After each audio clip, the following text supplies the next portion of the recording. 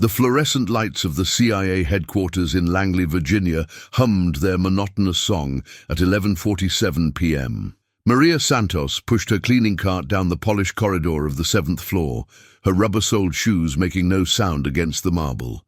To anyone passing by, and few did at this hour, she was just another invisible piece of the building's infrastructure. A middle-aged woman in a grey uniform with her hair pulled back in a practical bun, unremarkable in every way. That was exactly how Maria preferred it. She had been cleaning these corridors for 15 years. 15 years of watching, listening, and most importantly, remembering. The analysts rushing to meetings never glanced her way. The field agents comparing war stories in hushed tones never lowered their voices when she emptied their trash. The senior officials discussing classified operations never closed their doors when she mopped nearby. They never saw her. And that had become her greatest weapon. Maria stopped outside conference room 7B, her hand resting on the door handle. Inside, she could hear Director Harold Matheson's voice, sharp with frustration. The emergency task force meeting had been going on for 3 hours now. Through the small window, she watched as Matheson slammed his hand on the table, making several of the assembled agents flinch.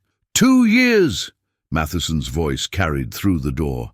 2 years, 1,000 agents, and we're no closer to finding this traitor than we were on day one. Our international credibility is in the toilet. The president is breathing down my neck, and you're telling me we have nothing? Maria had heard variations of this speech dozens of times over the past months. The mole inside the CIA had leaked critical intelligence to foreign powers, compromised multiple operations, and caused the deaths of at least 7 assets overseas.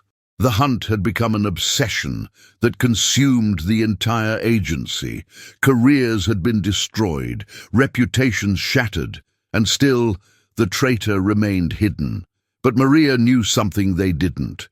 She moved on, pushing her cart toward the executive offices. At this hour, most were empty, their occupants either in emergency meetings or trying to catch a few hours of sleep before the hunt resumed. Maria entered Deputy Director Robert Chen's office and began her routine: empty the trash, dust the surfaces, vacuum the floor. As she worked, her eyes scanned everything. The position of files on his desk, slightly different from yesterday. The coffee cup with lipstick marks, unusual since Chen's wife wore a different shade. The stress ball that had been squeezed so hard it left impressions in the rubber. Small details that told stories most people never bothered to read. Maria pulled the trash bag from Chen's wastebasket and tied it carefully. Later, in the service area, she would go through it methodically. She'd been doing this for months now, ever since she'd noticed the first discrepancy. A pattern that didn't fit. A rhythm that felt wrong. The breakthrough had come 3 weeks ago. Maria had been cleaning the East Wing bathroom when she'd overheard 2 analysts discussing a leaked operation in Prague. The information had been compromised exactly 48 hours after a classified briefing. Maria had cross-referenced that with her own observations. She kept meticulous notes in a worn spiral notebook hidden in her apartment and found something interesting. The leak coincided with a specific trash pickup schedule. She'd started paying closer attention to the trash. Intelligence agencies generated mountains of paper waste. Despite all the digital security protocols, people still printed sensitive documents, took handwritten notes during meetings, and scribbled thoughts on sticky notes. They shredded most of it, of course. But Maria had learned that people grew careless with what they considered unimportant refuse: coffee cups with meeting times written on them, crumpled drafts of memos, receipts from restaurants where classified discussions took place. And occasionally, someone made a mistake. Maria finished Chen's office and moved to the next. She worked steadily through the executive floor, her movements practiced and efficient. At 1:15 a.m., she reached the office of Senior Analyst Dr. Patricia Hendricks. The door was locked, but Maria had master keys for cleaning access. She let herself in quietly. Hendricks's office was obsessively organized. Books arranged by height, pens aligned parallel to the desk edge. Even the trash can looked deliberately placed. Maria began her routine, but her attention caught on something unusual, a small coffee stain on the carpet near the window. Fresh, maybe a few hours old. Hendricks never drank coffee in her office. She was a tea drinker, always Earl Grey with honey. Maria's pulse quickened slightly, though her expression remained neutral. She moved to the trash can. Inside, beneath some tissues and a protein bar wrapper, she found a crumpled Starbucks cup. The name written on it wasn't Patricia, it was Mike. She photographed it with the small camera she kept hidden in her cleaning supplies, then carefully returned everything to its original position. Over the next 2 hours, Maria completed her rounds. She collected 17 bags of trash, cleaned 43 offices, and added 6 new photographs to her growing collection. When her shift ended at 4 a.m., she clocked out in the service area, exchanged pleasantries in Spanish with the night security guard. He thought she only spoke Spanish and a little broken English, another useful misconception, and left through the employee entrance. Her small apartment in Arlington was a 15-minute bus ride away. Maria had deliberately chosen a modest, unremarkable place that matched her cover identity. But hidden behind a false panel in her bedroom closet was something that would have shocked her supervisors. A comprehensive intelligence operation that would rival any official CIA investigation. She had converted the closet into a makeshift operations center. Printed photographs covered one wall, connected by colored string showing relationships and patterns. Timeline charts documented every leak and its correlation to internal agency activities. A small laptop, purchased with cash, running through multiple VPN layers, contained encrypted files of evidence she'd gathered. Maria spread out the night's collection on her small kitchen table and began the painstaking process of analysis. The Starbucks cup from Hendricks's office joined 13 others she'd collected over the past 3 weeks. Different names, different locations, but all purchased within specific time windows that corresponded to classified briefings. She pulled out her notebook and began cross-referencing. Dr. Patricia Hendricks had been with the agency for 12 years. Impeccable record. 2 commendations for analytical excellence. Married, no children. Lived in Georgetown. Security clearance renewed 6 months ago without issues. On paper, she was beyond suspicion, but Maria had learned to look beyond paper. She'd first noticed Hendricks 4 months ago, when the analyst had stayed late, working alone in her office until nearly midnight. Nothing unusual about that. Many dedicated employees worked long hours during the mole hunt. But Maria had observed Hendricks through the office window, and something felt wrong. The woman's body language showed stress, but not the stress of someone hunting a traitor. It was the stress of someone afraid of being caught. Maria had started paying closer attention. She documented Hendricks's patterns, arriving early on Tuesdays, leaving late on Thursdays, always eating lunch alone while others gathered in groups. She photographed the analyst's trash meticulously. She noted when Hendricks received personal phone calls. Rare, always brief, always causing visible tension. 3 weeks ago, Maria had found the first piece of hard evidence, a handwritten note in Hendricks's trash that read Thursday 3 p.m. usual place, followed by what looked like coordinates. Maria had recognized them immediately. They corresponded to a location in Rock Creek Park, a place she'd seen mentioned in several leaked operation reports. The next Thursday, Maria had called in sick for the first time in 5 years. She'd gone to Rock Creek Park at 2:30 p.m. and waited. At exactly 3 p.m., Dr. Patricia Hendricks had arrived, looking nervously around. 10 minutes later, a man in a business suit met her briefly, received an envelope, and left. The entire exchange took less than 3 minutes. Maria had photographed everything from a distance, but photographs alone weren't enough. She needed proof of what was in those exchanges. She needed evidence that would be irrefutable, that would hold up under the intense scrutiny her accusations would inevitably face. A cleaning woman accusing a senior analyst of treason. She would need her case to be absolutely airtight. So she'd continued gathering evidence, piece by careful piece. Now, in her apartment at 5 a.m., Maria assembled the final elements of her case. She had 73 photographs documenting Hendrix's suspicious activities. She had 42 pieces of physical evidence from the analyst's trash, each carefully preserved and catalogued. She had timeline correlations showing that every major leak corresponded to periods when Hendrix had access to the specific classified information that was compromised. And yesterday, she'd found the smoking gun.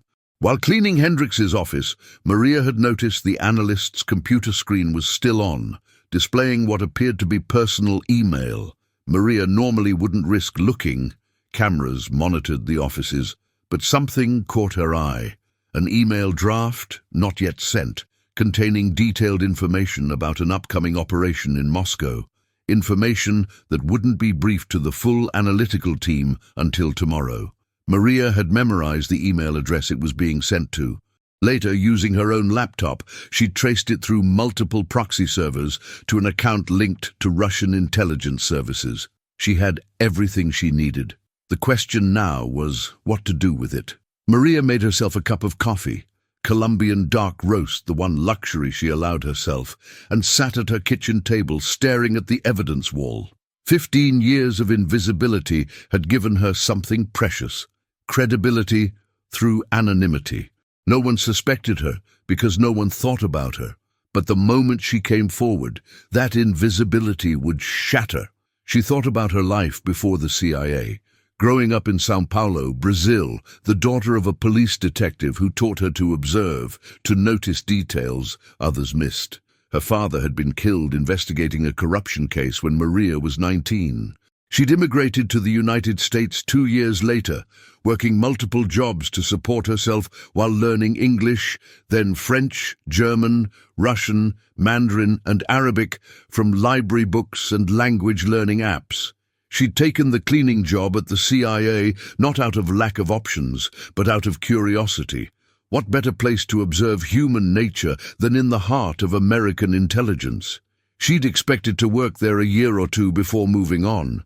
But she'd discovered something surprising. She was good at this, very good. The invisible woman who saw everything. Now she had a choice. She could take her evidence to Director Matheson and hope he believed her. Or she could remain silent, let someone else eventually catch Hendrix and preserve her comfortable anonymity. Maria looked at the photograph of her father she kept on the small bookshelf. He'd taught her that truth demanded courage, even when courage demanded sacrifice. She made her decision. At 8 a.m., Maria called the CIA's main line and asked to speak with Director Matheson's office. The receptionist sounded surprised. Cleaning staff rarely called executive offices directly. "This is Maria Santos from the night cleaning crew," she said in clear, unaccented English, the first time she'd spoken without her carefully maintained Brazilian accent at work. "Please tell Director Matheson that I have information about the mole.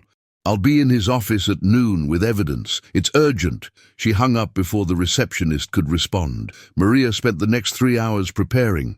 She organized her evidence into a professional presentation, printed documents, created a detailed timeline. She showered, dressed in clean clothes, not her uniform, but the simple business casual outfit she kept for occasions that required respectability. She looked at herself in the mirror and barely recognized the woman staring back. Not a cleaning lady, but an intelligence analyst. At 11:30 a.m., Maria returned to Langley. She entered through the main visitor entrance this time, not the service door. The security guards looked confused. They recognized her face, but not the context. She stated her business calmly and was issued a visitor badge after a thorough screening. The elevator ride to the 7th floor felt surreal. Maria had taken these elevators thousands of times, always in her grey uniform, always carrying her cleaning cart. Now she rode alone, carrying a leather portfolio containing evidence that would change everything. Director Matheson's secretary looked skeptical when Maria arrived. "I'm sorry, but Director Matheson is in classified meetings all day. I don't know who told you. He'll want to see this," Maria said firmly. She opened her portfolio and removed a single photograph. Dr. Patricia Hendrix meeting with a known Russian intelligence operative in Rock Creek Park. "Show him this. He'll make time." The secretary's expression changed instantly. She picked up her phone. 5 minutes later, Maria was escorted into Director Matheson's private office. The director stood behind his desk, flanked by 2 senior security officers. His expression was a mixture of curiosity and irritation. "Ms. Santos, I hope you understand the serious nature of wasting executive time with—" Maria placed her portfolio on his desk and opened it. "Dr. Patricia Hendricks is your mole, sir. I have comprehensive evidence, including photographs of dead drops, timeline correlations proving she had access to every piece of compromised intelligence, handwriting samples matching anonymous tips to foreign services, and documentation of financial deposits to an offshore account in her name." The room went silent. Matheson stared at the materials spread across his desk. He picked up one photograph, then another. His face went from skeptical to shocked to furious in the space of 30 seconds. "How did you—" he began, then stopped. He looked at Maria with new eyes, finally seeing her. "You're the cleaning woman on the executive floor night shift." "Yes, sir, for 15 years. "And you conducted this investigation. How?" "By doing what I've always done, sir, paying attention to what everyone else ignores." Over the next 2 hours, Maria walked Director Matheson and his security team through her evidence. She answered every question with calm precision, provided documentation for every claim, explained her methodology in detail. She showed them patterns they'd missed, connections they'd overlooked, evidence that had been literally thrown away. By the end, Matheson sat back in his chair, looking simultaneously impressed and horrified. "Ms. Santos, your evidence is comprehensive, but I have to ask, why didn't you come forward sooner?" Maria met his gaze steadily. "Because I needed to be absolutely certain, sir. A cleaning woman accusing a senior analyst, I knew I'd only get one chance. The case had to be perfect." Matheson nodded slowly. "And it is." He picked up his phone. "Get me the security arrest team, and someone bring Dr. Hendricks to conference room 7B immediately. Tell her it's urgent regarding the Moscow operation." Within 48 hours, Dr. Patricia Hendricks was in federal custody. The evidence Maria had gathered proved irrefutable. Hendricks eventually confessed, providing details about her recruitment by Russian intelligence 5 years earlier, her methods for passing information, and the locations of additional classified materials she'd hidden. The news sent shockwaves through the intelligence community.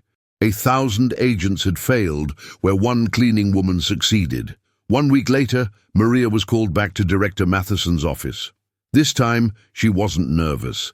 She'd done her job. Whatever came next, she'd face it with the same calm observation that had served her so well. Matheson gestured for her to sit. "Ms. Santos, the agency owes you a debt that frankly can't be repaid. You've done what our entire counterintelligence division couldn't. You've restored our credibility and quite possibly saved lives." Maria nodded but said nothing, waiting. "We'd like to offer you a reward. $1 million, tax-free, and—" He paused, studying her carefully. "A position as an official intelligence analyst. Full training, security clearance, benefits. You've proven you have skills we desperately need." Maria had expected the money. The job offer surprised her. She thought about it for exactly 10 seconds, long enough to appear thoughtful, short enough to show decisiveness. "I accept both, sir, but I have conditions." Matheson raised an eyebrow. "Conditions? I don't want academy training. I don't want to become a regular field agent or analyst. I work best the way I've always worked, by being underestimated, by seeing what others miss. I want to operate my way, with autonomy. That's highly irregular. So was a cleaning woman solving your biggest case in agency history, sir." A ghost of a smile crossed Matheson's face. "Fair point. What exactly are you proposing?" Maria leaned forward. "While investigating Hendricks, I found evidence suggesting she wasn't working alone. There's a larger network, people embedded in intelligence agencies around the world, all operating under the radar because they're in positions no one pays attention to. Janitors, administrative staff, service workers, an invisible army of spies." Matheson's expression turned grave. "You're sure?" I found references in Hendrix's communications to something called the Silent Cartel. I think your mole problem is bigger than one analyst. And you want to hunt them? I want to dismantle the entire network, but I can't do it as a conventional agent. I need to stay invisible. Maria pulled out a folder she'd brought with her. I've already identified 3 potential targets: Berlin, Tokyo, and London. I propose going after them one by one, using the same methods that caught Hendrix. Matheson was quiet for a long moment, studying the woman who'd transformed before his eyes from invisible cleaning lady to perhaps the most effective intelligence operative he'd ever encountered. You're asking for carte blanche to run unauthorized operations. I'm asking for the freedom to do what I do best, sir. Your 1,000 agents failed because they looked in obvious places. I succeed because I look where no one else does. And if I say no, Maria smiled slightly, then I take my $1 million and retire to a quiet life. But the Silent Cartel keeps operating, and more good agents die. It was a gamble, but Maria had learned long ago that sometimes you had to risk everything to gain everything. Matheson stood and walked to his window, looking out over the Langley campus. Finally, he turned back. You'll report directly to me. Monthly briefings minimum. You'll have access to resources, but you'll also have oversight. And Ms. Santos, his expression turned serious, if you burn us, if this goes sideways, I will deny everything. You'll be completely on your own. I've been on my own for 15 years, sir. I'm used to it. Then welcome to the CIA, Agent Santos. Officially this time. They shook hands, and Maria felt the weight of what she'd just accepted. Her invisible life was over. The real work was just beginning. As she left Matheson's office, she passed by the cleaning crew starting their evening shift. They didn't recognize her in her business clothes. She'd become invisible to them now, in a different way. Maria smiled to herself. The woman they never saw was about to become the agent no one would forget. The CIA's training facility in Camp Peary, Virginia, known to insiders as the Farm, had produced thousands of field agents over its 70-year history. Maria Santos was about to become the first trainee who refused to attend. She stood in Director Matheson's office 3 days after accepting his offer, her arms crossed, facing down not just Matheson, but also Deputy Director Robert Chen and the head of training, Commander Sarah Vance. The tension in the room was thick enough to cut. Ms. Santos, Commander Vance said with barely concealed irritation, every field agent goes through the Farm. No exceptions. It's how we ensure operational readiness, teach proper protocols, establish chain of command, and turn everyone into the same type of agent, Maria interrupted calmly. Which is exactly why the Silent Cartel has been so successful. They know how CIA agents think because you teach them all to think the same way. Vance's face flushed red. That's absurd. Our training produces the finest intelligence operatives in the world. Your training produced 1,000 agents who couldn't catch one mole that a cleaning woman found in 6 months. Maria's voice remained steady, but her words landed like hammer blows. With respect, Commander, if I wanted to be like every other agent, I would have applied through normal channels years ago. Matheson held up a hand before Vance could respond. Maria, I understand your point, but Vance is right about one thing. We need to know you can handle yourself in dangerous situations. The evidence you gathered on Hendrix was brilliant detective work, but field operations are different. Berlin won't be Langley. You'll face trained operatives who will kill you without hesitation. I understand that, sir, which is why I'm not refusing all training, just conventional training. Maria pulled out a tablet from her bag and handed it to Matheson. I've designed my own curriculum. 8 weeks, intensive, combat training from your best hand-to-hand instructor, weapons proficiency, advanced surveillance techniques, cryptography and digital security, but no academy environment, no group dynamics, no standardized approach. Chen leaned forward to look at the tablet, his skepticism evident, but as he scrolled through Maria's proposal, his expression changed. This is actually comprehensive, maybe even more rigorous than standard training in some areas. Because I'm designing it around my strengths, not trying to fit into someone else's mold, Maria explained. I already have skills your agents don't. Fluency in 6 languages, 15 years of observational experience in this building, an established cover identity as unimportant support staff. Don't make me waste time learning things that will turn me into just another agent. Vance wasn't convinced. And who exactly do you think will agree to train you privately? Our instructors have full course loads. I've already spoken to Master Sergeant James Rodriguez from your tactical combat program. He's willing to work with me in the early mornings before his regular classes. Maria turned to Matheson. Sir, you said you wanted results. Let me get them my way. If after 8 weeks you don't think I'm ready, I'll resign and keep the million. But if I prove myself, you send me to Berlin with full operational authority. The room fell silent. Maria could see Matheson weighing the unprecedented nature of her request against the unprecedented success she'd already delivered. Finally, he nodded. 8 weeks, but you'll also work with our psychological evaluation team. I need to know you can handle the mental stress of field work. And Maria? His expression hardened. If you fail, if you show any sign you're not cut out for this, the deal is off. Understood? Understood, sir. Vance looked like she wanted to protest further, but Matheson's decision was final. As they filed out of his office, the commander pulled Maria aside in the hallway. I've been training agents for 23 years, Vance said quietly. I've seen every type. Natural talents, hard workers, washouts waiting to happen. You know what they all have in common? They respect the process. They understand they don't know everything. With respect, Commander, I never said I know everything. I said I know how I work best. Arrogance gets agents killed. So does predictability. Maria met her gaze steadily. The Silent Cartel is counting on us being predictable. I intend to prove them wrong. She walked away before Vance could respond, but she felt the weight of the commander's stare following her down the corridor. Maria knew she'd made an enemy. It wouldn't be her last. The next morning at 5 a.m., Maria met Master Sergeant Rodriguez in one of the agency's private training gyms. Rodriguez was a compact, muscular man in his 40s, with scars on his knuckles, and a reputation for being both the best and toughest combat instructor at Camp Peary.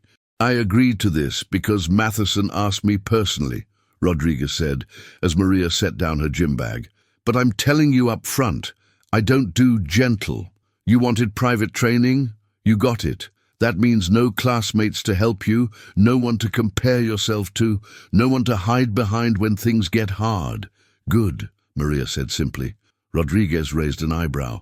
Most people have more questions at this point. I read your service record. Marine Force Recon, 3 tours, multiple combat citations.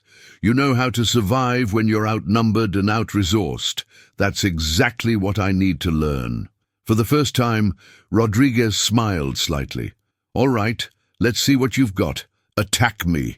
Maria didn't hesitate. She'd been in exactly 3 physical fights in her life, twice as a teenager in São Paulo, once breaking up a dispute between drunk cleaning staff at Langley. She knew she wasn't a fighter. But she also knew Rodriguez was testing her willingness to commit, not her current skill level. She lunged forward, aiming a punch at his midsection. Rodriguez deflected it almost casually, swept her legs, and had her on the mat in under 2 seconds. Again, he said, stepping back. Maria got up and tried a different approach. Same result. For the next hour, Rodriguez systematically demonstrated how inadequate her combat skills were. By the time he called a break, Maria had been thrown, pinned, and countered more times than she could count. So, Rodriguez said, tossing her a water bottle, still think you don't need traditional training? Maria took a long drink, catching her breath. Her body ached, but her mind was analyzing everything Rodriguez had done. You use my momentum against me. You're not stronger, though you are. You're more efficient. You know exactly where to position yourself, how to read my intentions before I execute them. Rodriguez's expression shifted to something like respect. Most people just feel frustrated after a session like that. You're already studying the patterns. It's what I do, Maria said. I observe. I learn. Show me again, but slower. Explain the mechanics. They worked for another 2 hours. Rodriguez broke down each technique, explaining the physics and psychology behind effective combat. Maria absorbed it all, asking precise questions, requesting he demonstrate from different angles. By the end of the session, she was exhausted, but had successfully executed 2 defensive maneuvers that had seemed impossible at the beginning. "You're a quick study," Rodriguez admitted as they wrapped up. "But knowing and doing are different things. When someone's trying to kill you, you don't have time to think about mechanics." "That's why we're training every morning for 8 weeks, Maria replied. "By Berlin, this needs to be instinct." Over the following weeks, Maria's days fell into a brutal rhythm. Combat training with Rodriguez at 5 a.m. Weapons qualification at the firing range from 8 to 10. Digital security and cryptography courses, private tutorials with the agency's best cyber specialists from 11 to 2. Surveillance and counter-surveillance techniques in the afternoons. Psychological evaluation sessions twice a week with Dr. Ellen Kaufman, the agency's chief psychologist. The psych sessions were the hardest. Dr. Kaufman was a woman in her 60s with sharp eyes and an unsettling ability to read people. During their 3rd session, she set aside her tablet and looked at Maria directly. "You've constructed an entire persona around being invisible," Kaufman said. "For 15 years, you've been the person no one notices. But now you're asking to become an operational agent, someone who will be very visible to dangerous people. How do you reconcile that?" Maria had thought about this question extensively. "I'm not reconciling it. I'm adapting it. Being invisible doesn't mean being weak or unnoticeable in combat. It means being underestimated. When people see a middle-aged woman, they make assumptions. I'm learning to weaponize those assumptions." That's a rational answer. But field work isn't just rational. You'll face situations that trigger fear, anger, trauma. What happens when your careful control breaks down? "The same thing that's always happened," Maria said quietly. "I observe it, I process it, and I continue the mission. My father was killed when I was 19. I could have let that destroy me. Instead, I used it as motivation to understand how criminals think, how systems fail, how justice sometimes requires unconventional approaches." Kaufman made a note. "You see your father's death as a learning experience? I see it as the moment I learned that waiting for someone else to fix problems gets people killed. My father waited for the system to work. It didn't. I won't make the same mistake." "That's a lonely philosophy. I've been alone since I was 21, Doctor. I'm used to it." But even as Maria said it, she knew it wasn't entirely true anymore. Over the weeks of intensive training, something unexpected had happened. She'd formed connections. Rodriguez had evolved from skeptical instructor to something like a mentor. He'd started staying after their morning sessions to discuss strategy, sharing stories from his combat experience that contained valuable lessons. He treated her not as a trainee to be molded, but as a fellow operator to be sharpened. The cyber specialists, a team of 3 brilliant analysts led by a young woman named Kenji Tanaka, had been fascinated by Maria's approach to information gathering. They'd shown her tools and techniques that could enhance her observational methods, while she'd taught them about human behavioral patterns that algorithms missed. Even Dr. Kaufman, despite her clinical demeanor, seemed genuinely interested in Maria's psychological makeup. Not as a subject to be evaluated, but as a puzzle to be understood. Maria found herself in unfamiliar territory. She was part of a team. At week 5, Director Matheson summoned her for a progress review. She entered his office to find not just Matheson, but also Chen and, surprisingly, Commander Vance. "Ms. Santos," Matheson began, "your instructors have submitted their evaluations.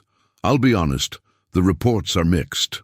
Maria's expression remained neutral, but internally she prepared for disappointment. "Master Sergeant Rodriguez says you're the most focused trainee he's worked with in a decade," Matheson continued.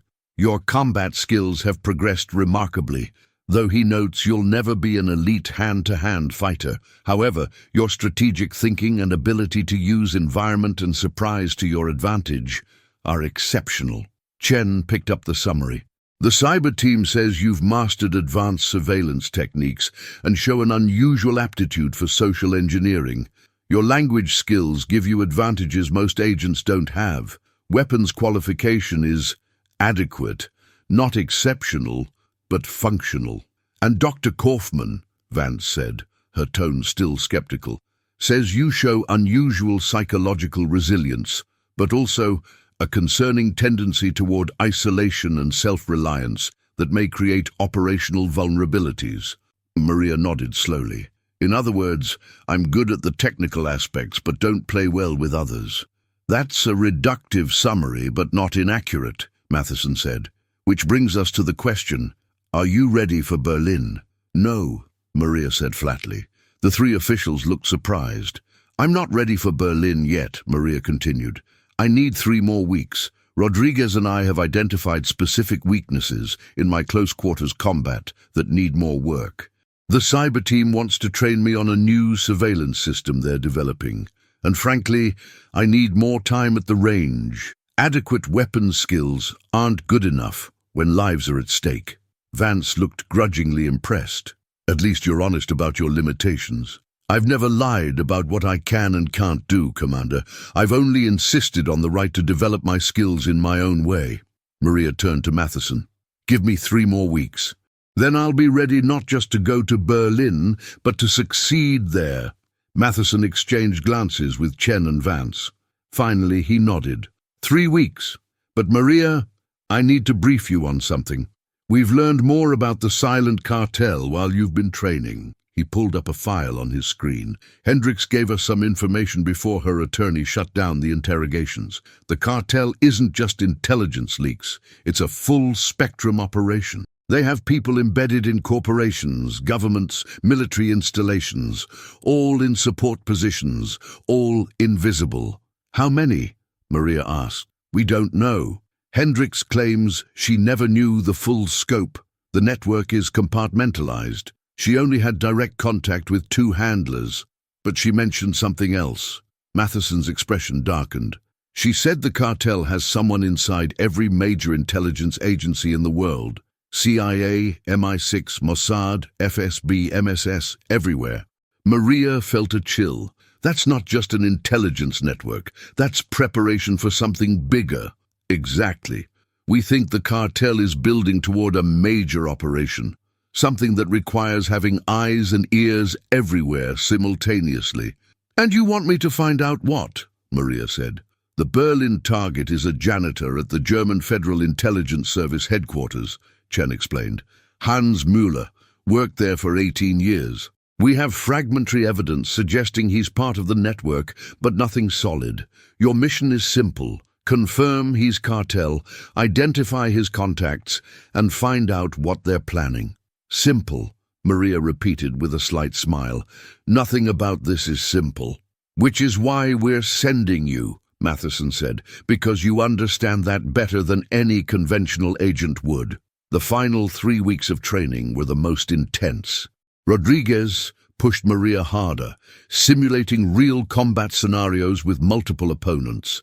The cyber team taught her how to hack low-level security systems, clone credentials, and create convincing digital footprints. She spent hours at the range until her weapons handling became second nature. But the most important training came from an unexpected source. Commander Vance requested a private meeting during Maria's final week. They met in a small conference room, just the 2 of them. Vance's expression was softer than Maria had ever seen it. I owe you an apology, Vance began. I've spent this whole time assuming you were arrogant, that you thought you were better than everyone else.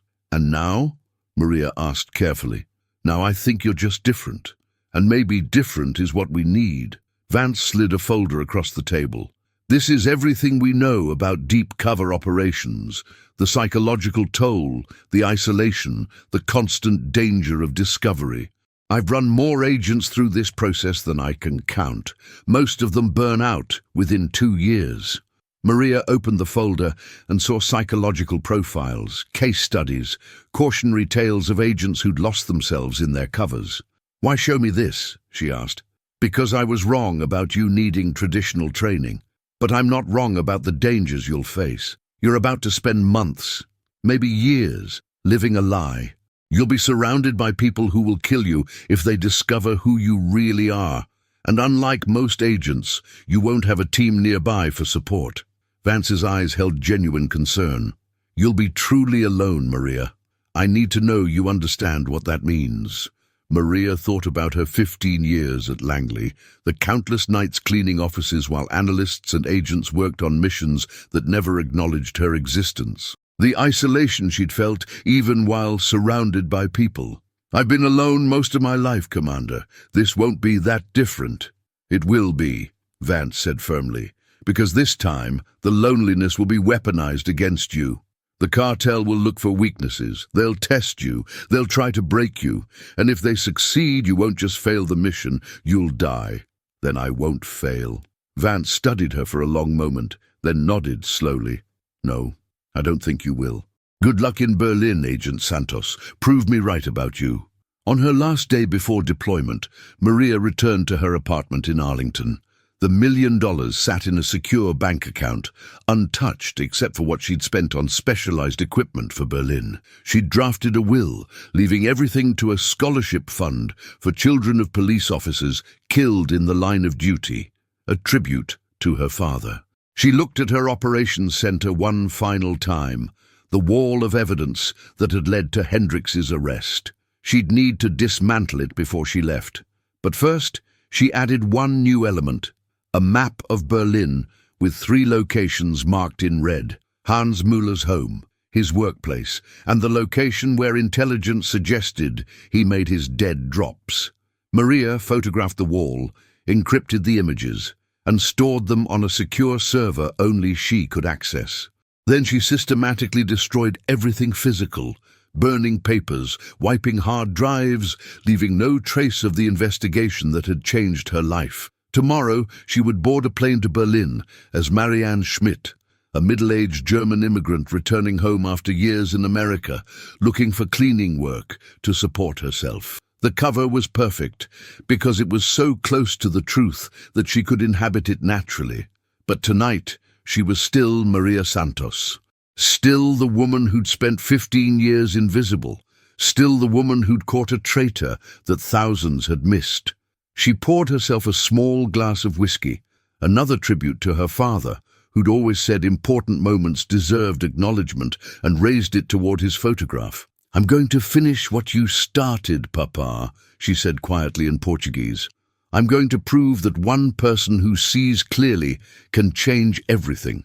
The next morning, Maria Santos walked through Dulles International Airport, carrying a single suitcase and a worn backpack. She looked like every other unremarkable middle-aged traveler rushing to catch a flight.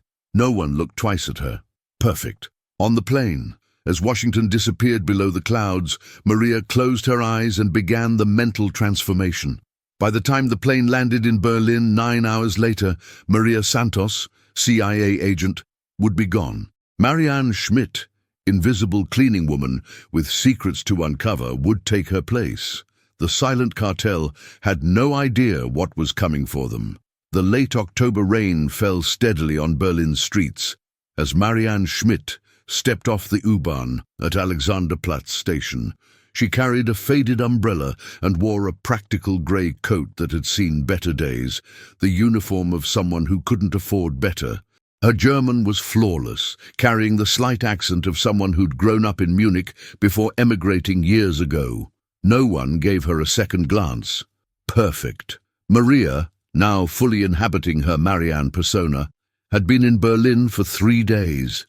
She'd rented a small apartment in Neukölln, a working-class neighborhood with high immigrant populations, where one more middle-aged woman wouldn't attract attention. The apartment was sparse but functional. A single room with a kitchenette, a bathroom with a shower that sputtered, and a window overlooking a courtyard where neighbors hung laundry regardless of weather. It was exactly the kind of place Marianne Schmidt would live. The cover had been meticulously constructed by the CIA's Legend team. Marianne had worked as a housekeeper in Washington, D.C. for 15 years before her employer passed away, leaving her a small inheritance that allowed her to return to Germany. She had references, employment records, even a social media presence showing years of mundane posts about cleaning tips and photographs of her cat, who had died 6 months ago, conveniently explaining why she had no pet now. Maria had studied the legend obsessively during her flight, memorizing every detail until Marianne's life felt as real as her own. She could describe Marianne's fictional employer, Mrs. Henderson, in intimate detail. She knew which bus Marianne took to work, which grocery store she shopped at, which park she walked through on Sundays. But legends only worked if you lived them completely. Maria's target, Hans Müller, worked as a maintenance supervisor at the Bundesnachrichtendienst, the BND, Germany's foreign intelligence service. The BND headquarters was a massive complex in Berlin's Mitte district, a modern fortress of glass and concrete that housed some of Europe's most sensitive secrets. And Hans Müller had cleaned those secrets for 18 years. CIA intelligence on Müller was frustratingly thin. He was 62, married with 2 adult children, lived in a modest house in Lichtenberg. His work record was impeccable. His security clearances had been renewed regularly without red flags. On paper, he was exactly what he appeared to be, a reliable, unremarkable civil servant approaching retirement. But Hendricks had mentioned him once during interrogation. Just a first name and a location. Hans in Berlin knows the schedule. It wasn't much, but combined with signals intelligence showing encrypted communications between Berlin and known cartel operatives, it was enough to put Mueller on the CIA's radar. Maria's mission was to get close enough to confirm whether Mueller was cartel, identify his network, and discover what schedule Hendricks had referenced. Simple in theory, potentially fatal in execution. The plan was straightforward. Maria had applied for a cleaning position at Reinigungsdienst Wagner, a contract cleaning company that serviced multiple government buildings in Berlin, including the BND. Her references were impeccable. The CIA had created a complete employment history. Her interview had gone well. The company was always looking for reliable workers, and Marianne Schmidt appeared thoroughly reliable. She'd start work tomorrow. But tonight, Maria had a different objective: reconnaissance. She walked through Alexanderplatz's crowded squares using the technique Rodriguez had drilled into her. Never look like you're surveilling, always have a purpose. She stopped at a currywurst stand, ordered food she barely tasted, and used the opportunity to scan her surroundings. 2 men in business suits talking urgently. A woman with a stroller who seemed more interested in her phone than her child. A homeless man with unusually clean shoes. Any of them could be watchers, or none. Paranoia was an asset in this work, but it had to be controlled paranoia. Maria finished her meal and walked toward the BND complex, staying several blocks away. She wasn't foolish enough to conduct close surveillance on her first night. The BND had sophisticated security, and any obvious interest in their headquarters would be noted. Instead, she walked the neighborhood, memorizing traffic patterns, noting which businesses stayed open late, identifying potential escape routes. She found a small cafe 3 blocks from the BND, with a clear view down the street toward the complex's employee entrance. She'd return here tomorrow, establish herself as a regular customer. Invisible people had routines. As she walked back toward the U-Bahn station, Maria felt the familiar sensation of being watched. Not the obvious attention of someone following her, but the subtle awareness of being observed. She didn't turn around, didn't change her pace. Instead, she stopped at a shop window, using the reflection to scan behind her. There, a man in a dark jacket, 50 meters back, pretending to look at his phone. He'd been at Alexanderplatz, near the currywurst stand. Maria's heart rate increased slightly, but her expression remained calm. This was the moment Rodriguez had prepared her for. Don't panic, don't run, adapt. She entered a small grocery store, taking her time browsing the aisles. She selected milk, bread, cheese, items Marianne would buy. At the checkout, she chatted briefly with the cashier in German about the weather, playing the role of a lonely woman, grateful for conversation. When she exited, the man in the dark jacket was gone. Maria walked to the U-Bahn, rode 3 stops past her actual destination, then doubled back using a different line. She entered her apartment building through the rear entrance, climbed the stairs instead of taking the elevator, and approached her door from an angle that let her see if it had been disturbed. Everything appeared normal. Inside, she set down her groceries and allowed herself a moment to process. Had she been followed? Almost certainly. By whom? That was the critical question. German intelligence routinely monitored certain neighborhoods and individuals, particularly immigrants. The man could have been BND conducting random surveillance, or he could have been cartel checking out a new player in town. Either way, her cover had to remain perfect. Maria spent the evening establishing her routine, cooking a simple dinner, watching German television, sending a bland email to a fictional friend back in America. To any observer monitoring her internet usage, she was exactly what she appeared to be, a boring middle-aged woman with no secrets. At midnight, when she was certain no one was watching, Maria retrieved her work phone from its hiding place, a waterproof pouch taped inside her toilet tank, a trick she'd learned from the cyber team. She sent a brief, encrypted message to Langley. Arrived safely. Begin employment tomorrow. Possible surveillance assessing. The response came within minutes. Proceed with caution. Trust no one. Maria smiled slightly, as if she needed that reminder. The next morning, Maria reported to Reinigungsdienst Wagner's dispatch office at 6 a.m. The supervisor, a harried woman named Frau Becker, barely glanced at her paperwork before assigning her to a team. "You'll work with Klaus and Petra," Frau Becker said, handing Maria a uniform and badge. "They'll show you the routes. The BND contract is our most important. You follow every security protocol exactly, Verstanden," Maria replied, keeping her voice respectful and slightly nervous, as Marianne would be on her first day. Klaus turned out to be a man in his 50s with a permanent scowl, while Petra was a cheerful woman in her 30s who talked constantly. Perfect. Petra would provide cover for Maria's questions, while Klaus's antisocial tendencies meant he'd pay minimal attention to the new worker. The BND complex was as imposing up close as it had appeared from a distance. They entered through a service entrance, where security checked their credentials thoroughly. Metal detectors, bag searches, even a brief pat-down. Maria submitted to it all with the patient resignation of someone used to being treated as a potential threat. Inside, the building was a maze of corridors, conference rooms and offices. Petra explained the routine as they pushed their cleaning carts. East wing in the morning, north wing after lunch, never the secure floors. Those have special teams with higher clearances. "And we work alone?" Maria asked. "Mostly. Klaus does mechanical rooms and stairwells. I do the administrative offices.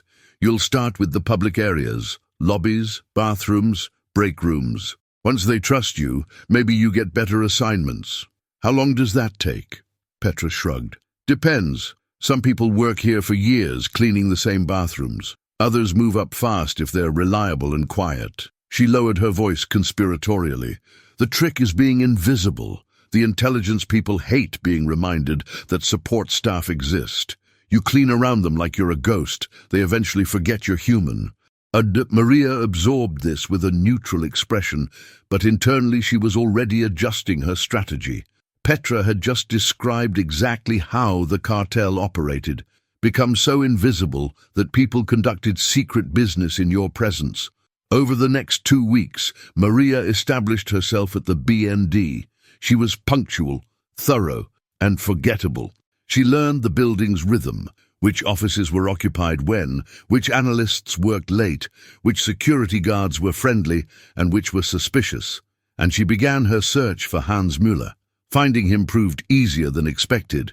The maintenance supervisor's office was on the 2nd floor, and Maria made a point of cleaning the hallway nearby during his scheduled hours. She observed him from a distance first. A stocky man with grey hair and reading glasses, usually wearing the same blue maintenance uniform. He seemed pleasant enough, greeting people politely, but never engaging in extended conversation. He looked Like 1,000 other maintenance supervisors Maria had known, competent, reliable, unremarkable. But she noticed things others wouldn't. Muller's office had a small window overlooking the parking lot, and he positioned his desk to see anyone approaching the building. His computer screen was angled so that anyone entering his office couldn't see it from the doorway. He kept his office door locked even during the day, unusual for someone in a non-classified position. Small details, but details told stories. Maria began leaving work 15 minutes early, 3 days a week, always with an excuse. Dentist appointments, a sick friend, bureaucratic errands. This established a pattern of occasional absence that wouldn't raise suspicion when she needed to follow Müller. On the 4th week, she tailed him after work. Müller left the BND at 5:30 p.m., taking the S-Bahn toward Lichtenberg. Maria followed at a distance, using the surveillance techniques the cyber team had taught her. Never the same car, constantly varying her position, using reflective surfaces to monitor without direct eye contact. Müller went straight home, a small house on a quiet street. Maria noted the address and continued past, looping back to observe from a nearby park. The house appeared normal. Lights came on in the kitchen, then the living room. Through the windows, she could see Müller and an older woman, presumably his wife, preparing dinner together. For 3 consecutive days, Müller followed the exact same routine. Home by 6 p.m., dinner with his wife, television until 10 p.m., lights out by 11 p.m. But on the 4th day, something changed. Müller left work at his usual time, but didn't take the S-Bahn home. Instead, he walked 6 blocks to a different station and caught a bus heading north. Maria followed, her pulse quickening. This was the deviation she'd been waiting for.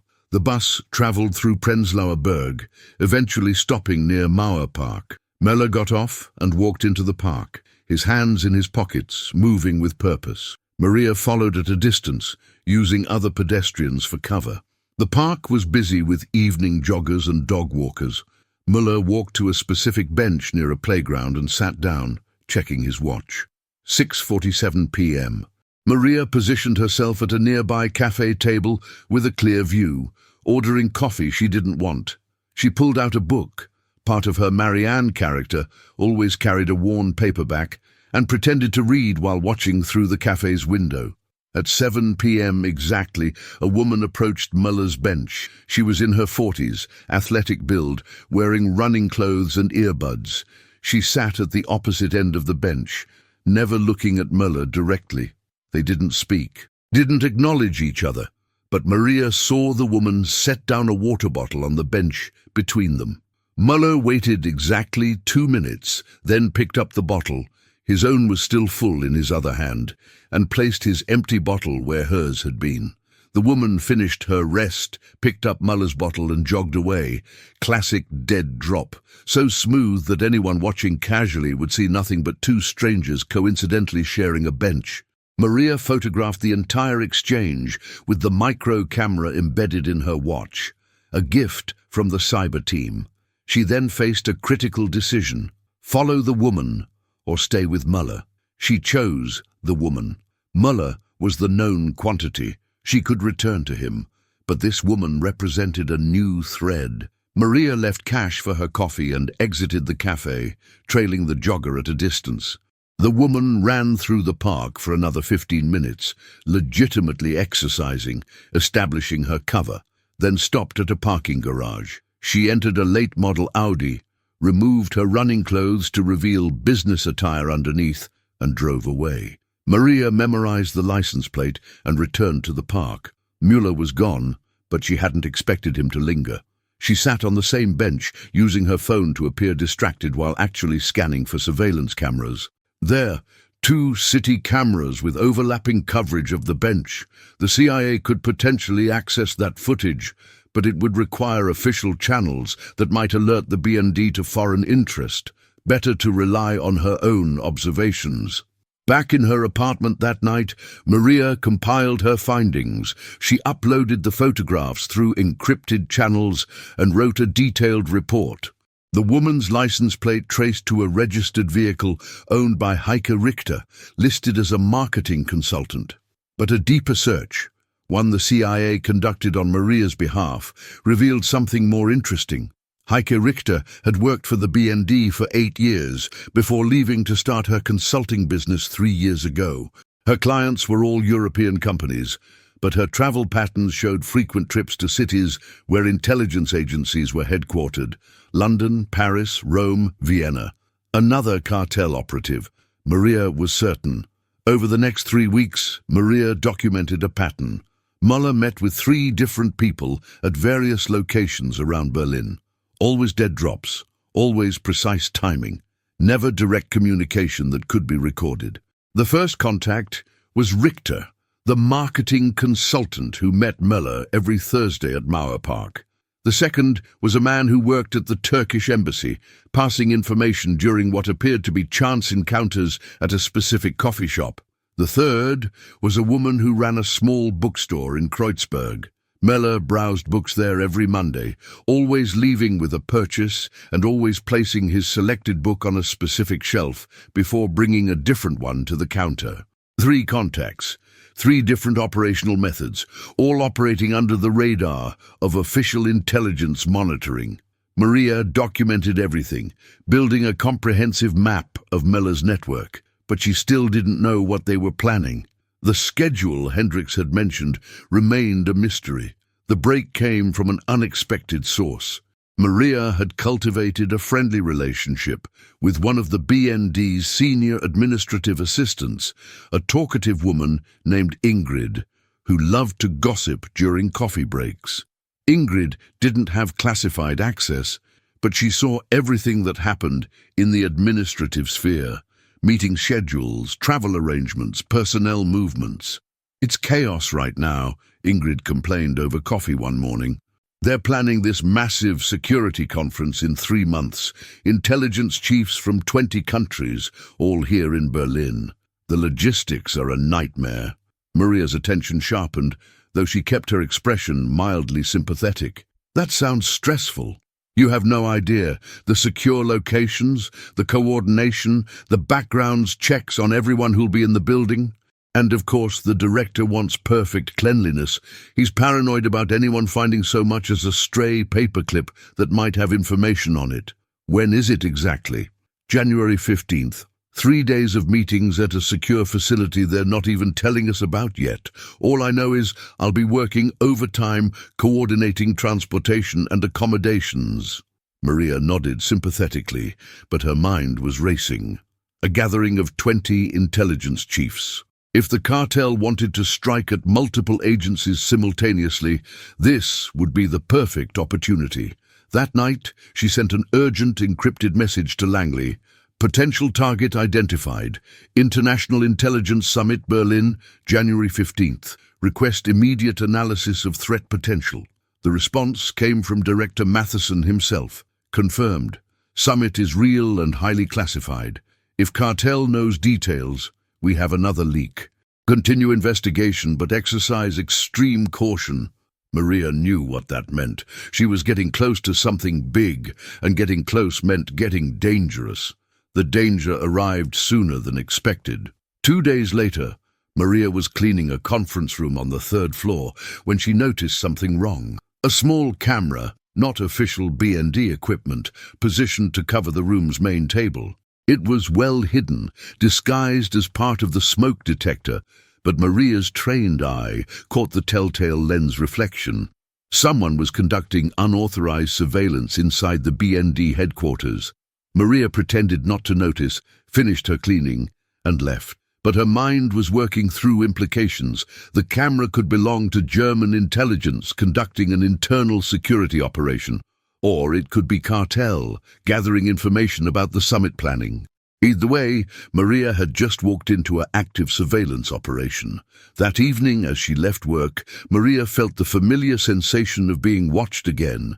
But this time it was more obvious, more aggressive. A man in a black jacket openly following her from the BND entrance. When she turned a corner, he maintained distance but didn't try to hide. Maria's combat training kicked in. She mapped the surrounding area in her mind. 3 possible escape routes, 2 potential ambush sites, 1 location that might offer defensive advantage if it came to a fight. She chose the direct approach. Maria turned suddenly and walked straight toward her follower, pulling out her phone as if about to make a call. The man stopped, clearly surprised by her direct movement. Up close, Maria could see he was in his 30s, physically fit, with the controlled posture of someone with tactical training. Entschuldigung, Maria said in German, her tone that of a confused middle-aged woman. Are you following me? Because I'm calling the police if you are. The directness worked. The man held up his hands in a placating gesture. No problem, sorry. He turned and walked away quickly, disappearing into a U-Bahn station. Maria continued home, but she knew this was a warning. Someone had noticed her interest in Müller. The question was whether it was the BND's counterintelligence team or the cartel. She got her answer that night. Maria returned to her apartment to find her door slightly ajar. Not broken, unlocked. She froze in the hallway, every instinct screaming danger. Someone had picked her lock and wanted her to know it. She could call for backup, but the nearest CIA asset was hours away. She could abort and run, but that would blow her cover and end the investigation, or she could go in and face whatever waited inside. Rodriguez's voice echoed in her memory. When you're alone and compromised, you fight smart. Use every advantage. Never be predictable. Maria pulled out her phone and dialed the building superintendent, speaking loudly in German. Herr Schmidt? Yes, this is Marianne in 4B. My door seems to be open and I'm frightened. Could you please come up? I think someone may have broken in. I'm going to wait in the hallway with my neighbor Frau Müller until you arrive. There was no Herr Schmidt. The building superintendent was a woman. But anyone listening inside her apartment now believed she wasn't alone and that people were coming. Maria waited exactly 90 seconds, then pushed her door open while staying to the side of the frame. The apartment was empty, but it had been thoroughly searched. Drawers opened, mattress moved, even her toilet tank checked.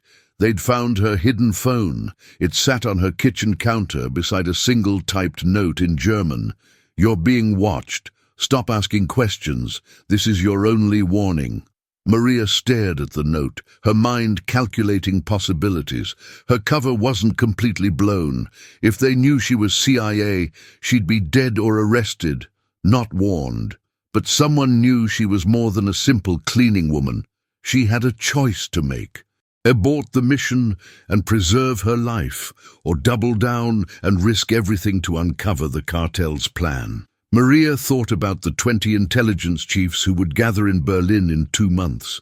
She thought about all the agents who had died because of cartel leaks. She thought about her father, who died because he'd been too cautious, too trusting of systems that failed him. She destroyed the note and called Langley on an emergency protocol number. Compromised but not blown, she reported to the duty officer. Maintaining cover. Request enhanced surveillance on Hans Müller and his network. Something major is planned for the January summit. I intend to find out what, but I'll need backup if this goes sideways. There was a pause, then Matheson's voice came on the line. Maria, you can abort. We can pull you out tonight. No, Maria said firmly. We're too close. They warned me, which means they're worried. I'm going to give them something to worry about. You're sure? Maria looked around her violated apartment, thinking about how far she'd come from the invisible cleaning woman at Langley. She'd been given an opportunity that most people never got, the chance to make a real difference, to prevent something catastrophic. I'm sure, she said. But, sir, when this goes down, it's going to get messy. I'll need extraction options ready. Understood. Be careful, Agent Santos. The person who searched your apartment won't give you another warning. Maria hung up and began the meticulous process of securing her space. She set up improvised early warning systems, thread across doorways, talcum powder that would show footprints, digital noise apps that would alert her to sound-activated listening devices. Then she sat in the dark apartment and planned her next move. If the cartel wanted to scare her off, she'd pretend to be scared. She'd become even more invisible, even more careful, But while appearing to back down, she'd push harder than ever, because Maria Santos had learned something important during her 15 years of being invisible. People feared what they couldn't see coming, and the cartel was about to discover they'd made a terrible mistake by warning her they were watching. She was watching them right back, and she saw everything. Maria's phone vibrated at 3:17 a.m. with an encrypted message that made her blood run cold. Müller, meeting all 3 contacts simultaneously tomorrow, 8 p.m. Location, Spree Park. This is unusual. Proceed with extreme caution. She sat up in bed, mind immediately sharp despite the hour. Spree Park, the abandoned amusement park in eastern Berlin, was a perfect location for a clandestine meeting. Isolated, multiple entry points, easy to detect surveillance. If Müller was gathering all his contacts at once, something significant was about to happen. The January summit was 6 weeks away. Whatever the cartel was planning, it was entering its final phase. Maria spent the day at the BND maintaining her routine, but her mind was elsewhere. She cleaned offices mechanically while processing tactical considerations. Spree Park would be dangerous. Abandoned spaces offered ambush opportunities, and if the cartel suspected her interest, they might use the meeting as a trap. She needed backup, but CIA assets in Berlin were limited, and any official involvement risked exposing the investigation. Maria was, as she'd always been, essentially alone. At 6 p.m. she left work and returned to her apartment to prepare. She dressed in dark, practical clothes and equipped herself with the tools the CIA had provided. A compact camera with night vision capabilities, a GPS tracker no bigger than a coin, a small canister of pepper spray, and a knife that looked like an ordinary pen. She also carried something Rodriguez had given her during their final training session, a small titanium ring worn on her right index finger that could break bones if she struck correctly. "You're never completely unarmed if you know how to use everyday items as weapons," he'd told her. Maria hoped she wouldn't need any of it. She arrived at Spree Park at 7:30 p.m., approaching from the northeast perimeter. The abandoned amusement park sprawled across 50 acres, its rusted rides and crumbling buildings creating an eerie landscape of decay. The iconic Ferris wheel loomed against the darkening sky like a skeletal giant. Maria found a position in an abandoned building that overlooked the main plaza, where the swan boats had once glided through artificial waters. The boats were still there, rotting in pools of stagnant water. From her vantage point, she had clear sight lines to 3 approaches while remaining hidden. At 7:55 p.m., Hans Müller arrived. He entered through the main gate, walking with the measured pace of someone familiar with the location. He carried a small briefcase and wore a heavy coat despite the mild evening temperature, bulky enough to conceal a weapon. At 8 p.m. precisely, Heike Richter appeared from the southern path. She moved like the trained operative Maria suspected she was, checking sightlines, positioning herself where she could see multiple exits. The man from the Turkish embassy arrived at 8:03, approaching from the west. But the bookstore owner was late. Maria waited, camera ready, documenting everything. At 8:07, movement caught Maria's attention, but it wasn't the bookstore owner. Instead, a figure in a dark suit emerged from the shadows near the Ferris wheel. Even from a distance, Maria recognized the bearing, the way he moved. It was Deputy Director Robert Chen from the CIA.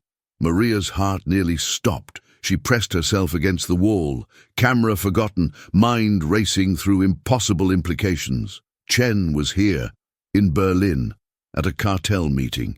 Chen walked directly to Müller and the others. No pretense of coincidence, no cover behavior. He greeted them with the familiarity of colleagues, and they responded in kind. Through her camera's telephoto lens, Maria watched as Chen opened his own briefcase and removed documents. The group gathered around, examining papers Maria couldn't see clearly from this distance. But their body language told the story. This was a planning session, not a dead drop. Chen was giving instructions. Maria's hands shook slightly as she photographed everything. Chen, the man who'd sat in Director Matheson's office and approved her mission. Chen, who had access to every CIA operation, every agent's location, every classified detail. Chen was the enemy within. Suddenly, Maria understood why the cartel had known to warn her. Someone inside the CIA had told them about her investigation. Not just someone, the deputy director himself. He'd known from the beginning. He'd probably approved her deployment to Berlin specifically to control the investigation, to ensure it led nowhere that threatened him. And now she was alone, watching the man who could destroy her with a single phone call. The meeting lasted 20 minutes. Chen did most of the talking, while the others listened and took occasional notes. Finally, he removed something small from his pocket. It looked like a USB drive, and handed it to Muller. They exchanged brief handshakes, then dispersed in different directions, following counter-surveillance protocols that suggested they knew how to avoid detection. Maria waited until they'd all vanished into the darkness before allowing herself to breathe normally. Her mind spun through scenarios, each more dangerous than the last. She couldn't report this through normal channels. Chen would be alerted immediately. She couldn't trust anyone at Langley without knowing how deep the corruption went. She was truly alone now, more alone than she'd ever been. Maria made her way out of Spree Park, moving carefully through the ruins. She was halfway to the perimeter fence when she heard it. Footsteps behind her, deliberate and unhurried. Someone who wanted her to know they were there. Marianne Schmidt, a male voice called out in German. Or should I say Maria Santos? Maria turned slowly. The man who'd followed her from the BND days earlier stood 20 meters away, backlit by the distant streetlights. In his hand was a pistol, pointed casually in her direction. "You should have heeded the warning," he continued, walking closer. "You had a chance to walk away. Now you've seen too much." Maria's training took over. She mapped her environment instantly, rusted scaffolding to her left, a collapsed snack stand to her right, open ground behind her. No good options for cover. The man was too far for hand-to-hand combat, but close enough that he couldn't miss if he fired. She needed to buy time. "Who are you?" Maria asked, keeping her voice steady, her posture non-threatening. "Does it matter? You're CIA. You were investigating Müller. Now you know about Chen. That makes you a problem that needs to be eliminated." He raised the pistol slightly. "Walk toward the old bumper car pavilion. We'll make this look like an unfortunate accident, tourist wandering where she shouldn't, falling through rotten floorboards. It happens." Maria's mind calculated angles and probabilities. If she ran, he'd shoot her in the back. If she complied, he'd kill her in a location of his choosing. Her only option was to create chaos and hope for opportunity. "Chen knows I'm here tonight," Maria lied, keeping her tone conversational. "I reported my surveillance position. If I don't check in within the hour, Langley activates an extraction protocol that will bring a CIA tactical team to this location. Is that really the exposure the cartel wants?" The man hesitated slightly. Maria pressed her advantage. "Think about it. Chen wouldn't risk a CIA agent disappearing in Berlin right before the summit. Too many questions, too much attention. I'm more valuable to him controlled than dead. You're bluffing, maybe. But are you willing to bet the entire operation on it?" Maria took a small step sideways, angling toward the collapsed snack stand. "Chen sent you to scare me, not kill me. Otherwise you would have shot me already instead of talking." The man's expression flickered with uncertainty. Maria had guessed correctly.